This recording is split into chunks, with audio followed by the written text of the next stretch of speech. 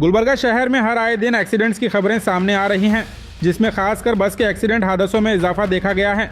वहीं दूसरी तरफ बस ड्राइवर्स के कई ऐसे वीडियो कई बार वायरल हुए हैं, जिसमें कभी बस ड्राइवर फ़ोन पर बात करता है तो कभी रील्स देखते बस ड्राइवर को देखा गया है और कभी बिना हेडलाइट के मोबाइल टॉर्च का इस्तेमाल कर बस चलाते नजर आए हैं।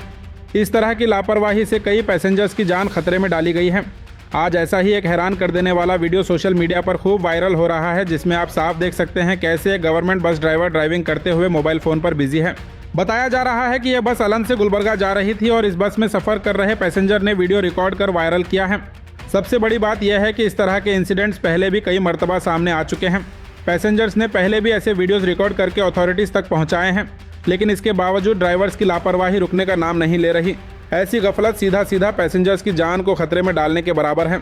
सवाल यह उठता है कि अगर ड्राइवर मोबाइल फ़ोन इस्तेमाल करते हुए बस चला रहा हो और इस दौरान कोई हादसा पेश आ जाए तो उसकी जिम्मेदारी कौन लेगा। लगातार ऐसे वीडियो सामने आने के बावजूद अगर वक्त पर सख्त एक्शन नहीं लिया गया तो यह लापरवाही किसी बड़े हादसे का सबब बन सकती है।